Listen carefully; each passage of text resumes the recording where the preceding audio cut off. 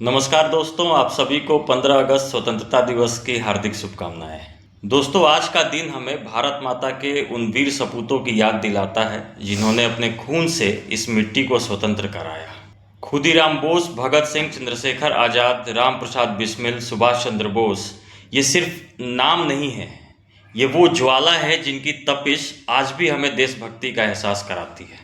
उन्होंने अपनी जवानी, अपना परिवार, यहाँ तक कि अपनी जान तक कुर्बान कर दी, सिर्फ इसलिए कि हम स्वतंत्र हवा में सांस ले सकें। और स्वतंत्रता के बाद ये विरासत संभाली हमारे वीर सैनिकों ने, जिन्होंने सरहदों पर अपनी जान की बाजी लगाई ताकि हमारा तिरंगा हमेशा ऊंचा लहराता रहे। दोस्तों, ये आज़ादी ही हमारी पहचान है, हमारी आत्मा है। लेकिन दोस्तों, सवाल ये है कि क्या ये आज़ादी सिर्फ तिरंगा फहराने और राष्ट्रीय गीत गाने तक ही सीमित है? क्या ये आज़ादी सिर्फ देश की सीमाओं की रक्षा तक ही है, या फिर ये हमारी सोच, हमारे अधिकार और हमारे समाज को भी स्वतंत्र कराने का वादा है? असल बात यह है, हमें सिर्फ देश की आज़ादी नहीं मिली, हमें विचारों की आज़ादी भी मिली थी। लेकिन आज भी हम कई बार अपने डर, अपने लालच, अपने व्यक्तिगत लाभ और अपनी चुप्पी के गुलाम बने हुए हैं। जरा सोचिए, जब हमारे आसपास कोई गलत होता है तो क्या हम उसके खिलाफ आवाज उठाते हैं? क्या हमें सच में अभिव्यक्ति की आज़ादी है या सिर्फ सोशल मीडिया तक ही सीमित है?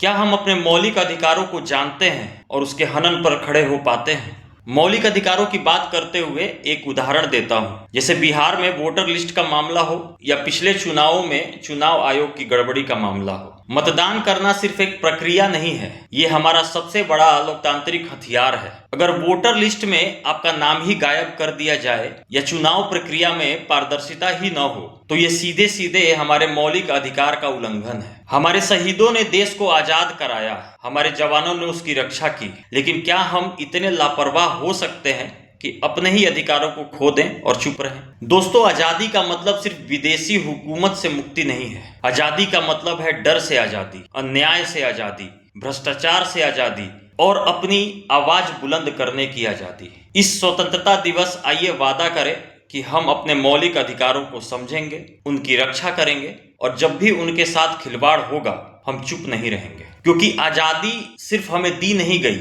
ये हमसे रोज उम्मीद भी करती है कि हम उसे जिएं, बचाएं और आगे बढ़ाएं। जय हिंद, वंदे मातरम, जय श्री राम।